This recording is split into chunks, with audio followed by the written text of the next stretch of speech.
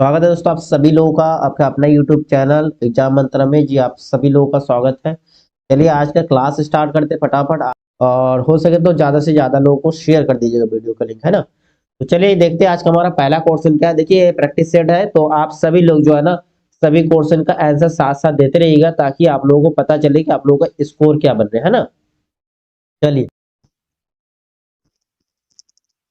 तो चलिए देखते हैं आज का हमारा पहला क्वेश्चन क्या है। क्वेश्चन नंबर आपका फर्स्ट क्या है। प्रसिद्ध वादक उस्ताद बिंदा खान द्वारा बजाने वाला वाद्य कौन सा है? इसमें से कौन सा वाद्य यंत्र है जो प्रसिद्ध बिंदा खान द्वारा बजाए जाते हैं? सारंगी, वायलिन, मृदंग या फिर संतूर? बताइए क्वेश्चन नंबर आपका फर्स्ट का आंसर क्या होगा। आप सभी लोग कमेंट करते रहिए। देखिए प्रसिद्ध जो उस्ताद बिंदा खान प्रसिद्ध रूप में सारंगी वादक थे। कौन थे? सारंगी वादक। ऑप्शन नंबर फर्स्ट आपका सही आंसर हो रहा है। ऑप्शन नंबर फर्स्ट जो है आपका सही आंसर है, ठीक है जी। चलिए नेक्स्ट क्वेश्चन देखते हैं, आप लोग कमेंट करते रहिएगा। नेक्स्ट आपका क्वेश्चन नंबर सेकंड देखिए। नेतृत्व का कौन सा सिद्धांत जो है संपूर्ण व वैज्ञानिक माना जाता है? ठीक है, नेतृत्व का जो है कौन सा सिद्धांत जो है संपूर्ण व वैज्ञानिक माना जाता है? स्थिति का सिद्धांत, बहुकारक का सिद्धांत, व्यक्तिगत गुणों व स्थिति का सिद्धांत व आनुवांशिक सिद्धांत? देखिए नेतृत्व का जो है सिद्धांत संपूर्ण व वैज्ञानिक माना जाता है। कौन सा? बहुकारक सिद्धांत को। कैसे? बहुकारक सिद्धांत को, ठीक है। और जो बहुकारक सिद्धांत किसने दिया था? प्रो थर्स्टन द्वारा दिया गया था। किसके द्वारा?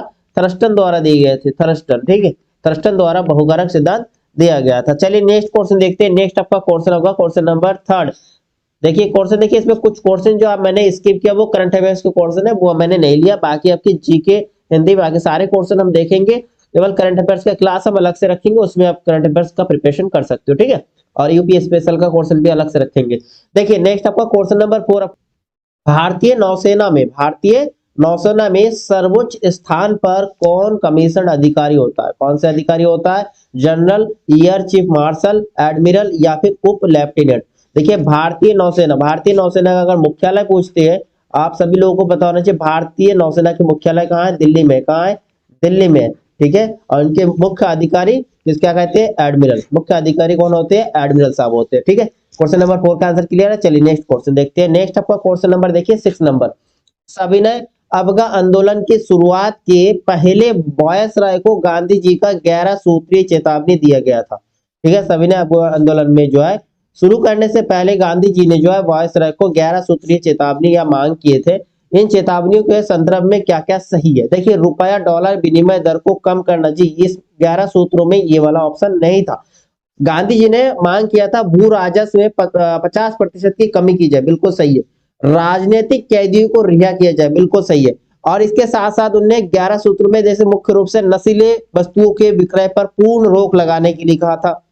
नमक पर जो कर लगाए थे, नमक कर को समाप्त करने के लिए कहा था, ठीक है। डाक आरक्षण बिल है उसको समाप्त करने के लिए कहा था, ठीक है। ये जो है 11 सूत्रों मांग में था। तो आपका इसमें आंसर क्या होगा? देखिए रुपए डॉलर का ये तो कट गया आपका ऑप्शन, तो आपका रहेगा 2 और 3।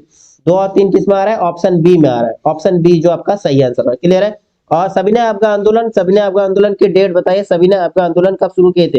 देखिए शुरू करने के लिए 1930 31 30 31 ध्यान रखिएगा, 1930 31, ठीक है। प्रारंभ करने से पहले ही गांधी जी ने जो 11 सूत्री मांग किए थे। किसमें? यंग इंडिया जो समाचार पत्र है, यंग इंडिया समाचार पत्र में उन्होंने प्रकाशित किया था 11 सूत्री मांग के लिए, ठीक है। चलिए नेक्स्ट क्वेश्चन देखते हैं। नेक्स्ट आपका क्वेश्चन नंबर 7 देखिए। क्वेश्चन नंबर 7, दक्षिणी गोलार्ध में सबसे छोटा दिन। देखिए उत्तरी गोलार्ध का नहीं पूछी, जबकि हमारा जो एरिया उत्तरी गोलार्ध का नहीं दक्षिणी गोलार्ध के लिए पूछा है। तो दक्षिणी गोलार्ध में सबसे छोटा दिन कौन सा है? 22 दिसंबर, 21 जून, 21 मार्च या 23 सितंबर? बताइए क्वेश्चन नंबर आपका 7 का आंसर क्या होगा? 7 का देखिए 21 जून को स्थिति में जो है 21 जून की स्थिति को जो है कर्क रेखा, जो कर्क संक्रांति कहा जाता है, कर्क संक्रांति कहा जाता है, उस दिन जो है सूर्य बिल्कुल कर्क रेखा पर लंबवत पड़ता है, ठीक है। जिसके कारण जो है 21 जून उत्तरी गोलार्ध में सबसे लंबा, हमारे जो उत्तरी गोलार्ध एरिया में हमारा पड़ता है, तो उत्तरी गोलार्ध में सबसे बड़ा दिन हो जाता है, उत्तरी गोलार्ध में सबसे लंबा दिन हो जाता है।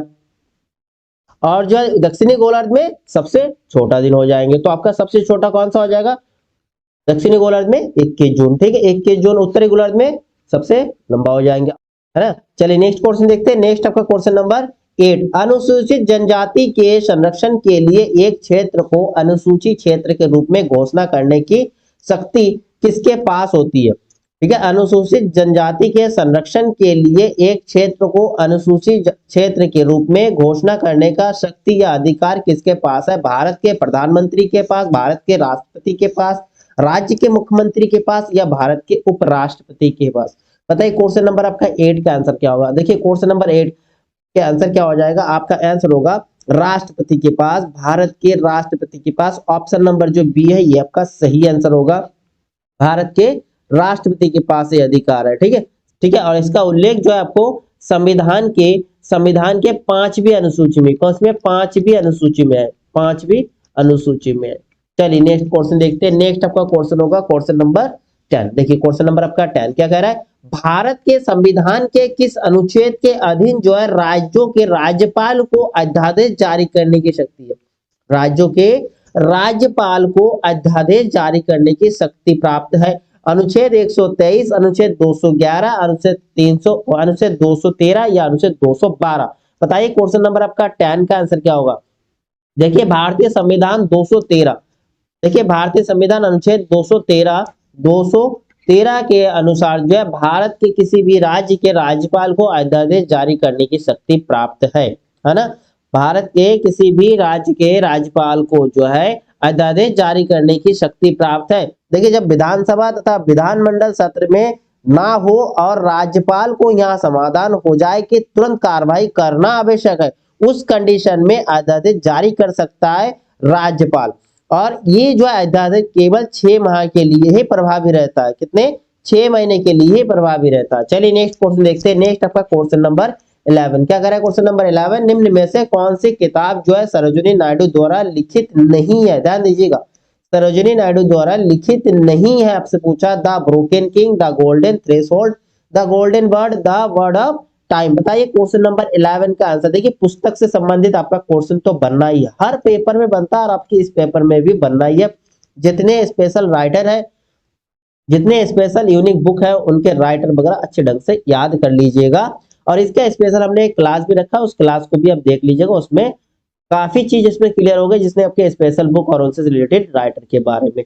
देखिए the broken king, the golden threshold और द वर्ड ऑफ टाइम, ये तीनों बुक जो है सरोजिनी नायडू द्वारा लिखित है। और the golden word, the golden word जो है ये पुस्तक जो है ग्रीम ब्रदर्स के है। किसके है? ग्रीम ब्रदर्स का, ग्रीम ब्रदर्स द्वारा लिखी गई। ठीक है, तो इसमें आपका नहीं वाला पूछा है तो आपका ऑप्शन सी नंबर होगा। ठीक है, ऑप्शन सी जो है आपका सही आंसर होना। चलिए नेक्स्ट क्वेश्चन देखते हैं। आपका नेक्स्ट होगा क्वेश्चन नंबर 12 नंबर। देखिए क्वेश्चन नंबर 12 क्या कर रहा है? निम्नलिखित में से कौन सी मिश्रित खेती की प्रमुख विशेषता है? मिश्रित खेती की प्रमुख विशेषता है नकदी और खाद दोनों फसलों की साथ साथ खेती, 2 या 2 से अधिक फसलों को एक ही खेत में उगाना, पशुपालन और फसल उत्पादन को एक साथ करना, उपयुक्त में से कोई नहीं। बहुत अच्छा क्वेश्चन है। बताइए मिश्रित खेती की प्रमुख विशेषता क्या है? क्वेश्चन नंबर 12 का आंसर क्या होगा? देखिए मिश्रित खेती जिसमें हम क्या करते हैं, खेती के साथ साथ पशुपालन साथ में कर सकते हैं ना, पशुपालन और फसल उत्पादन एक ही साथ करना को हम क्या कहते हैं? मिश्रित खेती कहते हैं। जैसे हम बोल सकते हैं मिश्रित, जैसे हम कहते हैं मिश्रित खेती एक ऐसी कृषि प्रणाली है जिसमें पशुधन के साथ साथ खेती भी शामिल हो। जब एक ही खेत पर फसल उत्पादन के साथ साथ जैसे मुर्गी पालन, ठीक है, डेयरी फार्मिंग या मधुमक्खी पालन आदि का साथ साथ में किया जाता है, इसी को हम मिश्रित खेती के रूप में कहते हैं। ठीक है, मिश्रित खेती कहते हैं। ठीक है ना। चलिए नेक्स्ट क्वेश्चन देखते हैं। नेक्स्ट आपका क्वेश्चन हो जाएंगे 13 नंबर। देखिए क्वेश्चन नंबर आपका 13 क्या कर रहा है? निम्नलिखित में से किस राज्य में वहिनी दरबार समाचार पत्र महिलाओं द्वारा और महिलाओं के लिए प्रकाशित होता है? वहिनी दरबार। ठीक है, पश्चिम बंगाल, झारखंड, महाराष्ट्र या मध्य प्रदेश? बताइए क्वेश्चन नंबर 13 का आंसर क्या है? देखिए क्वेश्चन नंबर 13 का आंसर होगा आपके ऑप्शन डी, मध्य प्रदेश। ठीक है, मध्य प्रदेश राज्य द्वारा वाहिनी दरबार समाचार पत्र महिलाओं द्वारा महिलाओं के लिए प्रकाशित होता है। नेक्स्ट आपका क्वेश्चन नंबर 14 देखते हैं। किस सिख गुरु ने आदि ग्रंथ संकलित किया है? गुरु अंगद जी, गुरु रामदास, गुरु अर्जुन देव या गुरु हरराय? बताइए क्वेश्चन नंबर आपका 14 का आंसर क्या होगा? देखिए क्वेश्चन नंबर 14 का आपका आंसर क्या हो रहा है? कमेंट कर दिए आप सभी लोग, फटाफट कमेंट करते रहिए, सही आंसर कमेंट करने की कोशिश करिएगा, क्योंकि आप लोगों का पेपर ज्यादा दिन नहीं है, मैक्सिमम टाइम आप स्टडी करने में लगाइए। ठीक है ना। बताइए आदि ग्रंथ संकलित किसने किया था? गुरु अर्जुन देव। ऑप्शन आपका सी सही होगा। जी बिल्कुल, ऑप्शन सी सही होगा। ऑप्शन सी नंबर आपका सही आंसर होगा। ठीक है, गुरु अर्जुन देव जो है सिखों के कौन से नंबर के गुरु थे? 5वें गुरु थे। कौन से गुरु थे? 5वें नंबर के गुरु थे। ठीक है, और इन्होंने ही जो है अमृतसर नगर की स्थापना किया था अमृतसर नगर, ठीक है, अमृतसर नगर जो है की स्थापना किसने किया था? गुरु अर्जुन देव ने जी का। और देखिए इन्होंने ही अमृतसर तालाब के मध्य जो है हरमिंदर साहिब का निर्माण भी करवाया था। क्लियर है? चलिए नेक्स्ट क्वेश्चन देखते हैं। नेक्स्ट आपका क्वेश्चन नंबर 15 में पहुंचते हैं। क्वेश्चन नंबर 15 क्या है आपका? क्वेश्चन है तुलुब के राजवंश की स्थापना किसने की? तुलुब के राजवंश की स्थापना किसने की? नरसा नायक, कृष्णदेव राय, अच्युत राय या फिर वीर नरसिंह। देखिए तुलुब राजवंश आपके 1505 से 1570 तक चला, ठीक है। इसकी स्थापना की बात करते हैं, इसकी स्थापना नरसा नायक के पुत्र वीर नरसिंह ने की। किसने? वीर नरसिंह। ऑप्शन आपका डी जो है ये आपका सही आंसर होगा, वीर नरसिंह, ठीक है। चलिए नेक्स्ट क्वेश्चन देखते हैं। नेक्स्ट आपका क्वेश्चन नंबर 16 में पहुंचते हैं। पहली बार भारत पर आक्रमण करने वाला मुस्लिम कौन थे? ये क्वेश्चन भी काफी रिपीटेड होता है। पहला मुस्लिम शासक कौन थे जो भारत पर आक्रमण किए थे? फिरदौस शाह, मोहम्मद गौरी, मोहम्मद बिन कासिम या महमूद गजनबी। ठीक है, महमूद गजनबी का वही सोमनाथ वाला आक्रमण, 17 बार आक्रमण किए थे महमूद गजनबी। तो आपका आंसर किस में जाएंगे? पहला मुस्लिम शासक पूछा तो आपके मोहम्मद बिन कासिम आंसर होगा, ठीक है, मोहम्मद बिन कासिम। ऑप्शन नंबर सी जो है ये आपका सही आंसर होगा। चलिए नेक्स्ट क्वेश्चन देखते हैं। नेक्स्ट आपका क्वेश्चन पहुंचते हैं हम 17 नंबर में। क्वेश्चन नंबर 17 आपका क्या कर रहा है? निम्न में से कौन सा उपवेद नहीं है? उपवेद नहीं है, एक क्वेश्चन में हमने पिछले क्लास में बताया था। कौन सा उपवेद नहीं है? धनुर्वेद, शस्त्रवेद, आयुर्वेद या योग वेद। क्वेश्चन नंबर 17 देखिए धनुर्वेद, शस्त्रवेद, आयुर्वेद ये आपके तीनों का तीनों उपवेद है, जबकि योग वेद ये आपका कोई उपवेद नहीं है, ठीक है, योग वेद कोई उपवेद नहीं है। और ये धनुर्वेद जो आपके यजुर्वेद का उपवेद है, किसका? यजुर्वेद का उपवेद है। और आपके आयुर्वेद की बात करते हैं, आयुर्वेद जो आपके ऋग्वेद का उपवेद है, ऋग्वेद का उपवेद है। ओके चलिए नेक्स्ट क्वेश्चन देखते हैं। नेक्स्ट आपका क्वेश्चन नंबर 19 क्या कह रहा है? निम्नलिखित देशों में से किस एक देश में से भूमध्य रेखा गुजरती है? भूमध्य रेखा कहां से गुजरती है? सिंपल से आपका क्वेश्चन है। Brazil, Zambia, Malaysia, Colombia, Kenya और इंडोनेशिया। ब्राजील, स्वीडन और मलेशिया, वेनेजुएला, इथियोपिया और इंडोनेशिया। बताइए क्वेश्चन नंबर 19 का आंसर क्या होगा? देखिए भूमध्य रेखा जो है, भूमध्य रेखा जिसे हम इक्वेटर लाइन भी बोलते हैं, इक्वेटर लाइन जो है कुल 13 देशों से गुजरती है। कितने देशों से? 13 देशों से, ठीक है, 13 देशों से होकर गुजरती है, जिसमें आपके कांगो गणराज्य, ठीक है, लोकतांत्रिक गणराज्य, Uganda, Kenya, Somalia, Maldives, Indonesia, ठीक है, कोलंबिया, ब्राजील, ठीक है, इन देशों से होकर गुजरती है। तो इसमें आपका सही आंसर क्या होगा? इसमें आपका आंसर होगा देखिए Colombia, Kenya, Indonesia, Colombia, Kenya, Indonesia. इसमें ये आपका ऑप्शन आ रहा है कोलंबिया, केन्या, इंडोनेशिया। इसमें मलेशिया गलत देखे रखा है जी, मलेशिया यहाँ पर गलत देखे रखा है, इसमें तो आपको केवल इंडोनेशिया मिल रहा है, इंडोनेशिया से गुजरती है। चलिए नेक्स्ट क्वेश्चन देखते हैं। नेक्स्ट आपका क्वेश्चन में पहुंचते हैं क्वेश्चन नंबर जी 20 नंबर। हेमिस गोम्पा नामक मठ कहाँ स्थित है? गंगटोक, थिम्पू, बोधगया या फिर लद्दाख। देखिए हेमिस जो है, हेमिस एक नेशनल पार्क का भी नाम है, जो आप कहाँ मिलते हैं? लद्दाख में। तो हेमिस जो है आपके जम्मू कश्मीर से लगभग 45 किलोमीटर दूर लद्दाख में हेमिस मठ भी है, ठीक है, हेमिस मठ कहाँ है? लद्दाख में। ऑप्शन नंबर डी इसमें सही आंसर हो रहा है। चलिए नेक्स्ट क्वेश्चन देखते हैं। नेक्स्ट हम क्वेश्चन नंबर पहुंचेंगे 22 नंबर क्वेश्चन। देखिए क्वेश्चन नंबर 22 में भारत में काजू का प्रथम परिचय किन लोगों ने कराया था? डच, ब्रिटिश, फ्रांसीसी या पुर्तगाली। बताइए क्वेश्चन नंबर 22 का आंसर क्या होगा? क्वेश्चन नंबर 20 देखिए भारत में काजू का प्रथम परिचय पुर्तगालियों के द्वारा हुआ, पुर्तगालियों, ठीक है, पुर्तगालियों के देन है, पुर्तगालियों का ही महत्वपूर्ण है। पुर्तगाली के देन तंबाकू का भी आता है, मूंगफली, आलू, लाल मिर्च, ठीक है, टमाटर, शकरकंद, ये चीकू, काजू, ये पुर्तगाली की ही देन है, ठीक है। नेक्स्ट क्वेश्चन पहुंचते हैं। क्वेश्चन नंबर आपका 23। देखिए किस भारतीय राष्ट्रपति ने आयरिश स्वतंत्रता संग्राम में भाग लिया था? किसमें? आयरिश मतलब आयरलैंड में जो है आयरलैंड के स्वतंत्रता संग्राम में भाग लिया था, जिसके लिए जेल भी गए थे। बीबी गिरी, नीलम संजीव रेड्डी, डॉक्टर शंकर दयाल शर्मा या डॉक्टर एस राधाकृष्णन। तो आपका क्वेश्चन नंबर आपका 23 का आंसर क्या होगा? आंसर होगा बीबी गिरी, ठीक है, बीबी गिरी जो भारतीय राष्ट्रपति है और आयरिश स्वतंत्रता संग्राम में भाग लेने के कारण जो है जेल भी गए थे। जो डॉलिन यूनिवर्सिटी में कानून की पढ़ाई करने के लिए आयरलैंड गए थे और ये जो है स्वतंत्र भारत के चौथे राष्ट्रपति बने थे, चौथे नंबर के राष्ट्रपति बने, ठीक है, चौथे नंबर के राष्ट्रपति चुने गए थे। चलिए नेक्स्ट क्वेश्चन देखते हैं। नेक्स्ट आपका क्वेश्चन नंबर 24 में पहुंचते हैं। क्वेश्चन नंबर 24 क्या सिंपल सा क्वेश्चन है, विश्व पर्यावरण दिवस कब मनाया जाता है? 1 अप्रैल, 6 मई, 5 दिसंबर या 5 जून। देखिए दिन दिवस से संबंधित आपका क्वेश्चन, ये भी आपके इंपॉर्टेंट टॉपिक भी आप देख लीजिएगा। इसका भी आपको क्लास मिल जाएगा, आप देखिए प्लेलिस्ट बना होगा उसमें आप देख सकते हो। पर्यावरण दिवस कौन सा 5 जून होगा ना, सभी को पता होगा, सिंपल सी क्वेश्चन है। 5 जून को जो है विश्व पर्यावरण दिवस मनाया जाता है। और विश्व पर्यावरण दिवस की एक क्वेश्चन बनता है आपके, विश्व पर्यावरण या प्रदूषण की समस्या पर जो है सबसे पहले जो है कहाँ बैठक हुआ था? 1972 में हुआ था। 1972 में कहाँ? संयुक्त राष्ट्र संघ की बैठक हुआ था स्टॉकहोम में। कहाँ हुआ था? स्टॉकहोम में हुआ था। स्टॉकहोम कहाँ पर? स्वीडन में। ठीक है, स्टॉकहोम स्वीडन में इनका बैठक हुआ था। और जो आपके एक क्वेश्चन बनता है, भारत में जो है पर्यावरण संरक्षण अधिनियम कब लागू हुआ? पर्यावरण संरक्षण अधिनियम कब लागू हुआ?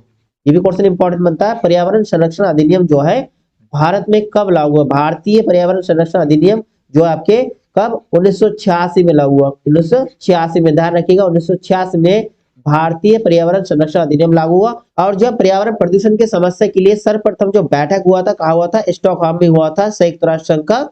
ठीक है, स्टॉकहोम स्वीडन में हुआ था। क्लियर है? चलिए नेक्स्ट क्वेश्चन देखते हैं। नेक्स्ट आपका क्वेश्चन पहुंचते हैं क्वेश्चन नंबर 26 में। भारतीय संविधान सभा में कुल कितने महिला सदस्य? जो संविधान सभा, संविधान निर्माण के लिए संविधान सभा होती है, उसमें कितने महिला सदस्य थे? 12, 13, 15 या फिर 17? बताइए। क्वेश्चन नंबर आपका 26 का आंसर क्या होगा? क्वेश्चन नंबर 26 का आंसर बताइए।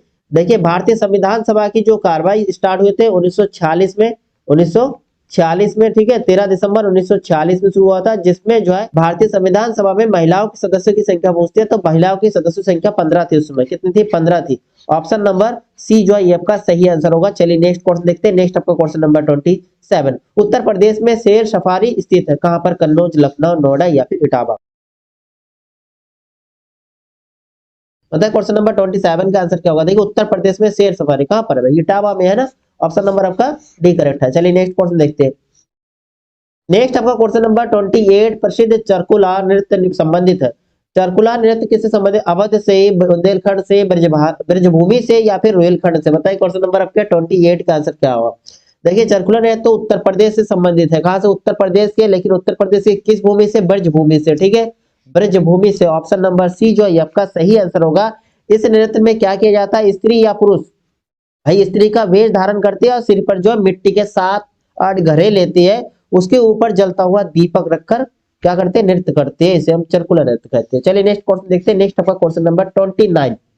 निम्नलिखित में कौन सा भारतीय अर्थव्यवस्था का प्राथमिक क्षेत्र है? प्राथमिक क्षेत्र, भारतीय अर्थव्यवस्था का प्राथमिक क्षेत्र कृषि, उद्योग, सहकारिता या उपयुक्त में से कोई नहीं? बताइए क्वेश्चन नंबर 29 का आंसर क्या होगा? देखिए, सिंपल से कृषि होगा। देखिए, कृषि आपका सही आंसर होगा। कृषि भारतीय अर्थव्यवस्था का प्राथमिक क्षेत्र है। और भारतीय कृषि का जीडीपी में जो है, जीडीपी में कितने? जीडीपी में जो है आपके 16% का योगदान है। और ये आपके निर्यात की बात करते हैं, निर्यात में जो है भारतीय कृषि का जो है आपके 10% भागीदारी। कितने प्रतिशत? 10%। जीडीपी में कुल 16%। और आपके निर्यात की बात करते हैं तो इसमें आपके 10% होगा। ध्यान रखिएगा, कृषि को जो है भारतीय अर्थव्यवस्था की रीढ़ कहा जाता है, रीढ़ की हड्डी। चलिए नेक्स्ट क्वेश्चन देखते हैं। नेक्स्ट आपका क्वेश्चन होगा क्वेश्चन नंबर 31। आयात निर्यात, ठीक है, बैंक स्थापित हुआ था 1981 में, 82 में, 85 में या फिर 89 में? आयात निर्यात बैंक। बताइए क्वेश्चन नंबर आपका 31 का आंसर क्या होगा? देखिए, आयात निर्यात बैंक की स्थापना जो है आपके 1982 में हुआ था। ऑप्शन नंबर आपका बी सही हो रहा है। चलिए नेक्स्ट क्वेश्चन देखते हैं। नेक्स्ट हम पहुंचते हैं क्वेश्चन नंबर 32 में। प्रथम भारतीय महिला जिसने एशियाई खेल में 400 मीटर की दौड़ में स्वर्ण जीता। एम.एल. बलसमा या पीटी उषा या कमलजीत संधू या के मलेश्वरी? बताइए, 400 मीटर की दौड़ में स्वर्ण पदक जीते थे कौन इसमें से? आपका सही आंसर क्या होगा? सही आंसर होगा option number C, Kamaljeet Sandhu. चलिए नेक्स्ट क्वेश्चन देखते हैं। नेक्स्ट आपका क्वेश्चन नंबर 33। सार्क की पहली बैठक कहाँ हुई? ढाका बांग्लादेश, बेंगलुरु भारत, काठमांडू नेपाल या इस्लामाबाद पाकिस्तान? बताइए क्वेश्चन नंबर 33 का आंसर क्या होगा? देखिए, क्वेश्चन नंबर 33 का आपका आंसर होगा option number A, Dhaka Bangladesh. ठीक है, सार्क का जो पहला बैठक हुआ था कहाँ हुआ था? ढाका बांग्लादेश में हुआ था। ठीक है, और सार्क की स्थापना की बात करते हैं, इसकी स्थापना कब हुए थे? अच्छा, एक भी क्वेश्चन बनता है, सार्क की स्थापना कब हुआ था? भाई सार्क का स्थापना जो है 1985 में हुआ था। कब हुआ था? 1985 में हुआ था। कब हुआ था? 1985 में हुआ था। और जिसमें शुरुआत में कुल कितने देश थे? कुल 7 देश थे। कितने थे? 7 देश शामिल थे इसमें। और जो है 2003 में, कब? 2003 में, कब? 2003 में जो इसमें अफगानिस्तान भी शामिल हो गया। और इसमें अब कितने देश है? अब 8 देश है टोटल। कितने देश हो गया? 8 देश हो गया। चलिए नेक्स्ट क्वेश्चन देखते हैं। नेक्स्ट हम क्वेश्चन नंबर 36 में पूछते हैं, लोहे और रक्त की नीति किसने अपनाई? बलबन ने, अलाउद्दीन खिलजी ने, मोहम्मद बिन तुगलक ने, या फिर बाबर ने। बताइए क्वेश्चन नंबर आपका 36 का आंसर क्या होगा? लोहे और रक्त की नीति किसने अपनाया था? बलबन ने अपनाया था ना। ऑप्शन नंबर फर्स्ट आपका सही आंसर होगा। Option number first. देखिए लोहे और रक्त की नीति जो है ये कठोर गुलाम वंशीय जो एक शासक कौन थे? बलबन। बलबन ने ही अपनाया था और बलबन ने अपने विद्रोह को कमजोर करने के लिए और साथ साथ मंगोल की जो आक्रमण उससे सुरक्षा के लिए नीति अपनाई थी। ठीक है। और देखो बलबन का एक क्वेश्चन बनता है, सिजदा, सिजदा और पैवास, सिजदा और पैवास, सिजदा और पैवास प्रथा किसने शुरू किया था? तो आपका आंसर होगा बलबन। ठीक है, चलिए नेक्स्ट क्वेश्चन देखते हैं। नेक्स्ट आपका क्वेश्चन नंबर 37, टीपू सुल्तान कहाँ का शासक था? हैदराबाद, मदुराई, मैसूर या फिर विजयनगर। आप सभी लोगों को पता होगा टीपू सुल्तान हैदर अली का पुत्र, ये मैसूर का शासक था। कहाँ का? मैसूर का। ठीक है, मैसूर के साथ जो अंग्ल मैसूर युद्ध होते हैं इसमें चौथा जो कौन सा चौथा चौथा अंग्ल मैसूर जो है लड़ाई हुआ था उसमें इनकी मृत्यु होती है। ठीक, अंग्ल मैसूर का युद्ध होता है उसमें टीपू सुल्तान की मृत्यु होती है। चलिए नेक्स्ट क्वेश्चन देखते हैं। अच्छा, इसके अगर डेट पूछे तो डेट आपके 1799 होगा, 1799। चलिए नेक्स्ट क्वेश्चन देखते हैं। नेक्स्ट आपका क्वेश्चन क्वेश्चन नंबर 38, संविधान का 52वां संशोधन संबंधित है, संविधान का 52वां संशोधन संबंधित है दल बदल से, आरक्षण से, निर्वाचन से या अल्पसंख्यकों के संरक्षण से। देखिए 52वां संविधान संशोधन, ध्यान रखिएगा इंपॉर्टेंट है, दल बदल से संबंधित है। किससे? दल बदल से संबंधित है। और ये अधिनियम जो 1985 में लागू हुआ, 1985 में 52वां संविधान संशोधन में दल बदल को लाएगा। चलिए नेक्स्ट क्वेश्चन देखते हैं। नेक्स्ट हम पहुंचते हैं क्वेश्चन नंबर आपके 39। यहाँ हम हिंदी के पोर्शन देखेंगे। हिंदी के क्वेश्चन होगा, पहला है सूरदास के गुरु कौन थे? रामानंद, रामदास, वल्लभाचारी या विठलनाथ। सभी लोगों को ये भी आंसर मेरे ख्याल से पता होगा, बहुत सिंपल सा क्वेश्चन है। सूरदास जी के गुरु का नाम क्या? वल्लभाचारी। ऑप्शन नंबर सी जो है ये आपका सही आंसर होगा। आप कमेंट करके बताइए सूरदास के प्रमुख जो ग्रंथ है, ये 3 ग्रंथ इनके प्रमुख है, तीनों ग्रंथ का नाम लिख के आप कमेंट करिए जरा। क्वेश्चन नंबर 39 का सूरदास जी के प्रमुख ग्रंथ। नेक्स्ट क्वेश्चन देखते हैं। नेक्स्ट आपका क्वेश्चन नंबर 40। देखिए क्वेश्चन नंबर 40 क्या? छंद पढ़ते समय आने वाले विराम को क्या कहती है? गति, यति, तुक या फिर गण। बताइए क्वेश्चन नंबर 40 का आंसर क्या होगा? देखिए छंद की जो नियमित वर्ण या फिर मात्रा में सांस लेने के लिए जो रुकना पड़ता है ना, इसी रुकने के स्थान को हम यति कहते हैं। ऑप्शन नंबर आपका बी सही होगा, ध्यान रखने। विराम या रुकती है, सांस रोकते हैं, उसके बीच में जो सांस रोकते हैं इसको हम क्या कहते हैं? यति कहते हैं, ध्यान रखिएगा। छंद पढ़ते समय आने वाले विराम को हम क्या कहते हैं? यति कहते हैं। नेक्स्ट क्वेश्चन देखते हैं। नेक्स्ट आपका क्वेश्चन होगा 41। देखिए क्वेश्चन नंबर 41 क्या है? विशेषण शब्द जिस संज्ञा या सर्वनाम की विशेषता बताते हैं या बतलाती है उसे क्या कहते हैं? क्रिया विशेषण, विशेष्य, प्रविशेषण या उपमान। देखिए विशेषण शब्द जिस संज्ञा या सर्वनाम की विशेषता बतलाते हैं उसे क्या कहते हैं? विशेष्य कहते हैं ना। ऑप्शन आपका बी नंबर जो है ये आपका सही आंसर होगा क्वेश्चन नंबर 41 का। क्लियर है? चलिए नेक्स्ट क्वेश्चन देखते हैं। नेक्स्ट आपका क्वेश्चन 42, प्राचीन शब्द विशेषण के किस प्रकार में आता है? सार्वनामिक विशेषण, परिमाण विशेषण, संख्यावाचक या गुणवाचक। भाई प्राचीन मतलब पुराना की बात करते हैं, प्राचीन नया, तो ये गुण की बात करेंगे। आपका ऑप्शन नंबर डी जो है ये आपका सही आंसर होगा। Option number D. देखिए प्राचीन जो है शब्द आपके गुणवाचक विशेषण है। जो विशेषण शब्द किसी संज्ञा या सर्वनाम के आकार, प्रकार, गुण, दोष, रंग, रूप, ठीक है, स्वभाव आदि का वो बोध कराती है, इसको हम गुणवाचक कहते हैं। ठीक है, क्लियर है? जैसे वो समझदार है, बुद्धिमान है, परिश्रमी है, ठीक है, ये सारे क्वेश्चन। आधुनिक है और फिर उसके बाद प्राचीन है, ये सारे गुणवाचक सर्वनाम है। चलिए नेक्स्ट क्वेश्चन देखते हैं। नेक्स्ट क्वेश्चन आपका 43, अभ्यास का विशेषण रूप। अभ्यास का विशेषण अभ्यासिक, अभ्यासी, अभ्यास या फिर अभाषित। पता है क्वेश्चन नंबर 43 का आंसर क्या होगा? क्वेश्चन नंबर अभ्यास का विशेषण क्या होगा? अभ्यासी होगा ना, अभ्यासी। ऑप्शन नंबर बी आपका सही आंसर हो रहा है। चलिए नेक्स्ट क्वेश्चन देखते हैं। नेक्स्ट हम पहुंचते हैं क्वेश्चन नंबर 44। देखिए निम्नलिखित मुहावरों के लिए उचित विकल्प चुनना है आपको। द्रौपदी का चीर का अर्थ क्या हो? नारी का अपमान करना, शर्मनाक कार्य या कभी समाप्त ना होना या फिर सुंदर स्त्री। देखिए द्रौपदी का चीर मतलब कपड़े के लिए, वो कभी खत्म ही नहीं होता है, तो आपका आंसर क्या होगा? कभी समाप्त ना होना। ठीक है, कृष्ण लीला वगैरह उसमें जो एपिसोड आया उसमें सभी लोगों ने देखे होंगे। द्रौपदी का चीर मतलब कपड़े की बात कर रहे हैं, वो कभी समाप्त ना होता है। ठीक है जी, नेक्स्ट क्वेश्चन देखते हैं। कूप मंडूक होना। कूप मंडूक होना का अर्थ कुएं में गिरना, मूर्ख होना, मात देना, सीमित ज्ञान या सीमित अनुभव होना। कूप मंडूक होना का सही अर्थ बताइए। क्वेश्चन नंबर आपका 45। देखिए क्वेश्चन नंबर 45। देखिए कूप मंडूक होना होता है सीमित ज्ञान या सीमित अनुभव। ठीक है, ऑप्शन आपका डी जो है सही आंसर होगा। चलिए नेक्स्ट क्वेश्चन देखते हैं। नेक्स्ट हम पहुंचते हैं क्वेश्चन नंबर 47 में। दिए गए वाक्यांश के लिए एक शब्द का चयन कीजिए। पूरब और पश्चिम, बीच की दिशा, आग्नेय, ईशान, वायव्य या फिर नैऋत्य। बताइए कौन सा नंबर आपका 47 का आंसर क्या होगा। देखिए एक क्वेश्चन में काफी आता है, पूरब बीच की दिशा को हम ईशान सही हो रहा है, ऑप्शन आपका बी सही हो रहा है, ऑप्शन बी सही हो रहा है। चलिए नेक्स्ट क्वेश्चन देखते हैं। नेक्स्ट आपका क्वेश्चन नंबर 48। वलय शब्द का अर्थ चिन्हित कीजिए। वलय, वलय का अर्थ क्या है। वृक्ष की छाल, गोलाकार घेरा, मृग छाल या फिर आवरण। देखिए वलय का अर्थ होता है गोलाकार घेरा कोई भी, ठीक है, गोलाकार घेरा। ऑप्शन नंबर बी जो है इसमें भी आपका करेक्ट आंसर है। नेक्स्ट क्वेश्चन देखते हैं। नेक्स्ट आपका क्वेश्चन हम पहुंचते हैं 49 में। नीचे दिए गए शब्दों में से अव्ययभाव समास का चयन कीजिए। अव्ययभाव जिसमें पहला पद क्या होता है, अव्यय होता है, पहला पद अव्यय होता है, बाद दूसरा पद प्रधान होता है। जैसे पाप पुण्य, देखिए पाप पुण्य ये आपके द्वंद्व समाज का होगा, बीच में आपके योजक लगाए और एक दूसरे का विलोम होता है, इसे द्वंद्व समाज कहते हैं। आजीवन, देखिए इसको हम जोड़ेंगे आ प्लस जीवन, तो आपको देखा पहला शब्द जो है अव्यय हो गया, दूसरा शब्द प्रधान हो गया, आपका यही आपका आंसर होगा अव्ययभाव समास का। ठीक है, चलिए नेक्स्ट आपको क्वेश्चन नंबर 50 देखते हैं। 50 नंबर क्या है, ठीक समय पर आ जाना में कौन सा कारक है। ठीक समय पर आ जाना, पर लगा, देखिए कर्ता ने कर्म को कर्ण से, ये कारक चिन्ह जरूर ध्यान रखिएगा। पर किस में आता है, अधिकारण में। ऑप्शन आपका डी सही होगा, ऑप्शन आपका डी सही होगा। इसके अलावा अधिकरण जब भी समय की बात होता है, स्थान अवसर आदि का जिसमें बोध होता है वो हमारा अधिकरण समास होता है। जैसे चिड़िया पेड़ पर बैठी है, स्थान का बोध हो रहा है। ठीक समय पर आ जाना, ये भी आपका किसी समय का ज्ञान हो रहा है, तो इसका मतलब है अधिकरण है। और ज्यादातर हम पर से पहचान लेते हैं कारक चिन्ह से। चलिए नेक्स्ट क्वेश्चन देखते हैं। नेक्स्ट आपका क्वेश्चन नंबर 51। मंदिर मदिरा युग्म का उपयुक्त अर्थ वाला युग्म कौन सा है। देखिए मंदिर और मदिरा, पूजा घर, पुजारी, घर सवारी, गुफा, बड़ी गुफा, देवालय, अश्वशाला। देखिए मंदिर को हम देवालय बोल सकते हैं, मदिरा अश्वशाला, अश्वशाला मधुशाला। आपका आंसर क्या होगा, ऑप्शन नंबर डी जो है आपका सही आंसर होगा।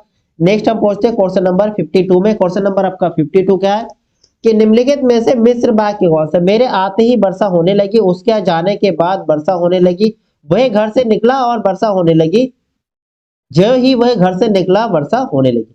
देखिए मिश्रित वाक्य तो आप एक तो से पहचान सकते हो, ज्यो त्यो, ठीक है। उसके बाद आपके और पहचान क्या होता है, इसके बाद जहां वहां, फिर आपके होते हैं अगर, ठीक है। इन शब्दों से आप पहचान सकते हो मिश्र वाक्य। तो इसमें आपका ज्यो लगा है, ऑप्शन नंबर डी जो है आपका सही आंसर है, ऑप्शन नंबर डी जो है आपका सही आंसर होगा मिश्र वाक्य। चलिए नेक्स्ट क्वेश्चन देखते हैं।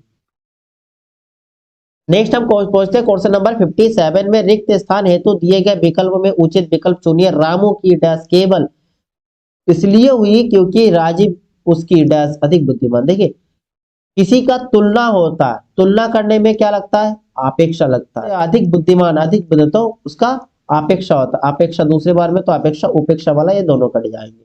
और अपेक्षा रामू की अपेक्षा तुलना केवल इसलिए हुई नहीं हो सकता।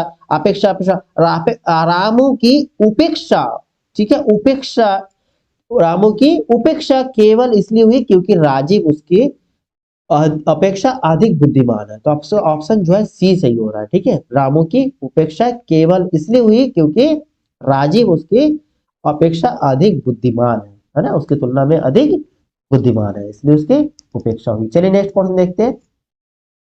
नेक्स्ट हम पहुंचते हैं क्वेश्चन नंबर 58 में। देखिए क्वेश्चन नंबर 58 आपका क्या है, निम्न पंक्ति में सही अलंकार का चयन कीजिए। पानी बिच मीन प्यासी, मोही सुनी सुनी आवे हासी। पानी बिच मीन प्यासी, मोही सुनी सुनी आवे हासी। विभावना, अतिशयोक्ति, विशेषोक्ति या फिर उपमा। देखिए यहाँ आप एक चीज समझ सकते हो, जहां पर हम कहते हैं कि कारण के रहते हुए भी कार्य ना होना, कारण के रहते हुए भी कार्य होना। जैसे भाई मीन मतलब मछली, मछली के पास पानी होते हुए भी वो प्यासी है, इसका मतलब है विशेषोक्ति अलंकार हो गया। ऑप्शन नंबर सी जो है आपका सही आंसर होगा।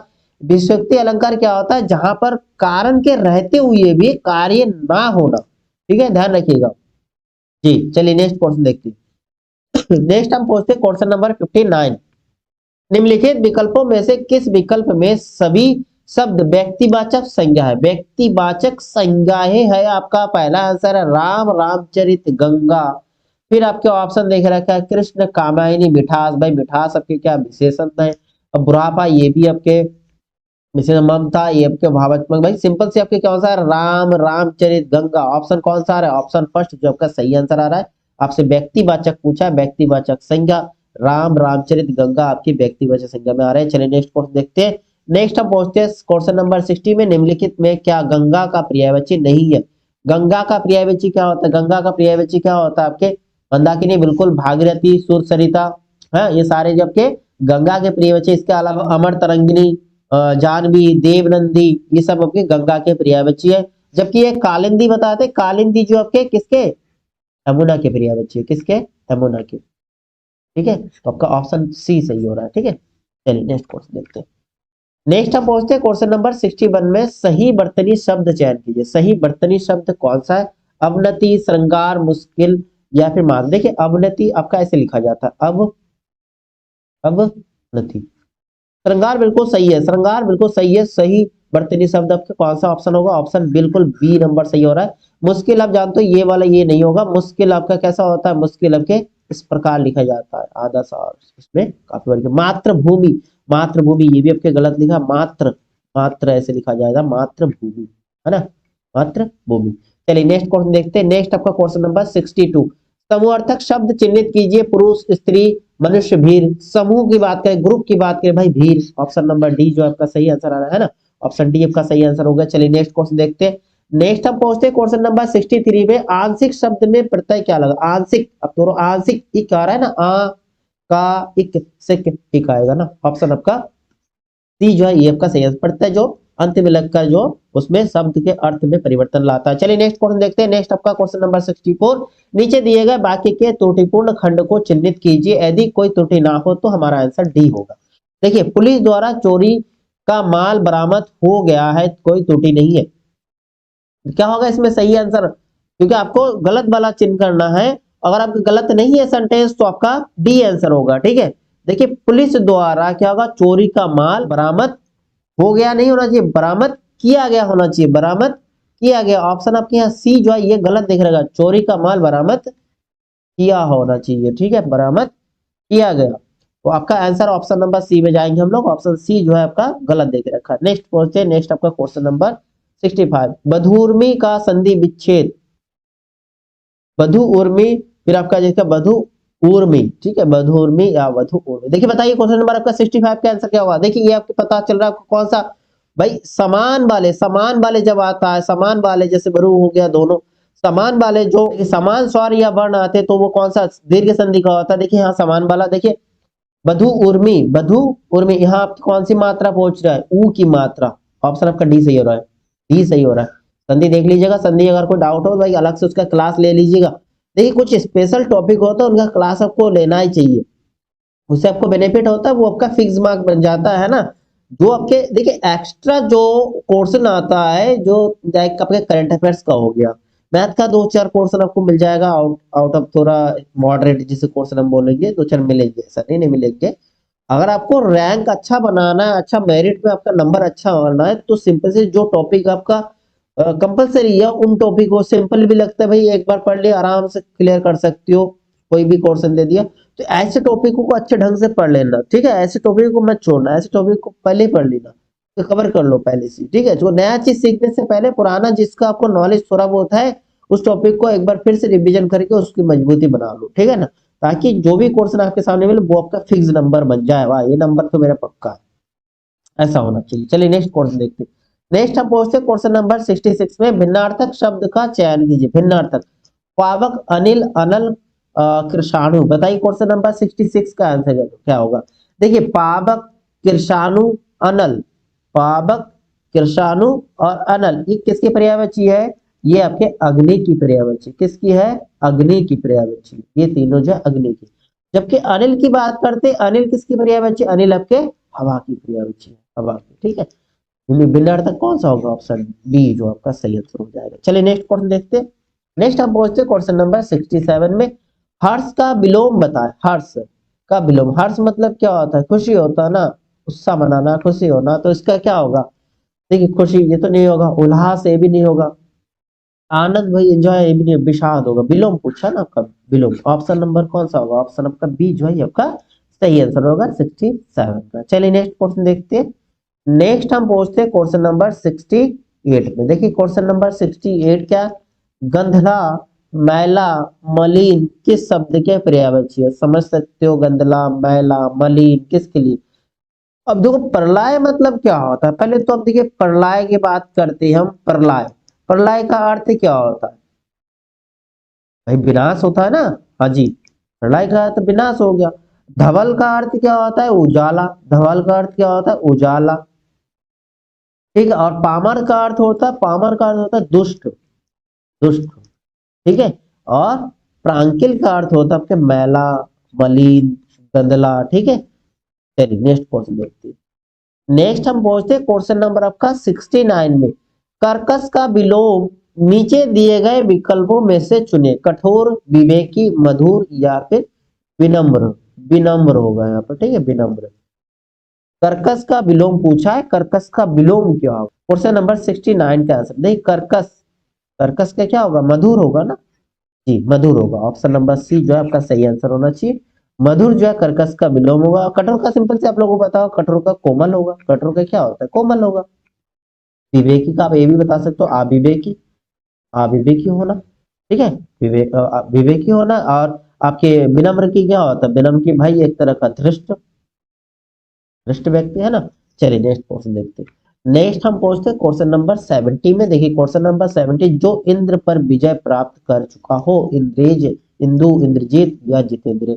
वैसे सभी लोग को पता होगा जो इंद्र पर विजय करते उसे इंद्रजीत, भाई इंद्रजीत जो इंद्र पर विजय प्राप्त कर चुका हो, ठीक है। देखिए यहाँ पर आपके एक और क्वेश्चन बढ़िया बनता है, जितेंद्रिय किसे कहते हैं, जितेंद्रिय भाई जो व्यक्ति या इंद्रियों पर विजय प्राप्त करता है, किस पे, इंद्रियों पे विजय प्राप्त करते हैं उसे जितेंद्रिय कहते हैं।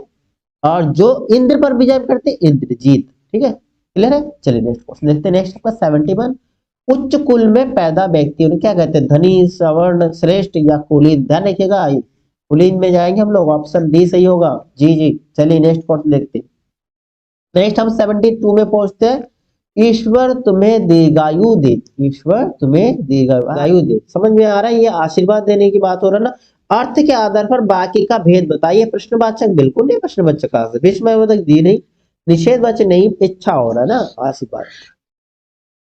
आपका ऑप्शन सी सही हो रहा है। चलिए नेक्स्ट क्वेश्चन 73, श्री गणेश का विलोम, श्री गणेश मतलब किसी चीज का शुरू करना, ठीक है। तो क्या होगा, इति श्री, बहुत आता है इति श्री। आपका ऑप्शन कौन सा, और ऑप्शन आपका बी, श्री गणेश मतलब शुरुआत करना, इति श्री मतलब समाप्ति याद। चलिए नेक्स्ट क्वेश्चन देखते हैं। नेक्स्ट आपका क्वेश्चन नंबर 74, फूल का पर्यायवाची नहीं है, पर्यायवाची नहीं आपसे पूछा है। सुमन बिल्कुल, पुष्प, कुसुम ये आपके किसके, फूल का पर्यायवाची है। और जबकि आपका जो तनुजा, तनुजा किसके है, तनुजा किसकी पर्यायवाची है, बेटी का है ना तनुजा, बेटी का पर्यायवाची है। तो आपका ऑप्शन कौन सा सही होगा, ऑप्शन आपका सी जो है आपका सही आंसर है। नेक्स्ट आपका क्वेश्चन, किस रस को रसराज कहा जाता है, किस रस को रसराज कहा जाता है, रसराज कहा जाता है, बताइए। क्वेश्चन नंबर आपका 75 का आंसर क्या होगा, कमेंट करिए। क्वेश्चन नंबर 75, वीर रस, हास्य रस, श्रृंगार रस या फिर शांति रस, बताइए आपका आंसर क्या होगा, रसराज, भाई श्रृंगार रस, रसों का राजा रसराज। ऑप्शन नंबर आपका सी जो है आपका सही आंसर हो रहा है, ठीक है दोस्तों। तो यहाँ पर आपके जो जीके जीएस और आपके हिंदी के पोर्शन कंप्लीट होता है, बाकी आपके मैथ और रीजनिंग वाला वो किसी दूसरे क्लास में ले आते हैं। तो आप लोग अपना स्कोर शेयर करिए, आपका स्कोर बता सकते हो कितना आपका स्कोर बना है। और आपका प्रिपरेशन अगर थोड़ा आपके स्कोर नंबर कम आ रहे हैं तो आप प्रिपरेशन में लग जाइए, जिस जिस टॉपिक में आपको कंफ्यूजन उस टॉपिक पे प्रिपरेशन कर लीजिए, अभी टाइम है आप लोगों के पास अच्छा खासा, तो तैयारी आप कर सकते हो, ठीक है। तो आप लोगों को क्लास कैसा लगा आप जरूर कमेंट करके बताइए, और दोस्तों को शेयर जरूर कर दिए, लाइक और शेयर करना ना भूलिए, एक लाइक कर दीजिएगा, लाइक करते हुए जाइएगा और साथ में शेयर कर दीजिएगा। चलिए नेक्स्ट क्लास में मिलते हैं आप लोगों से, जय हिंद दोस्तों।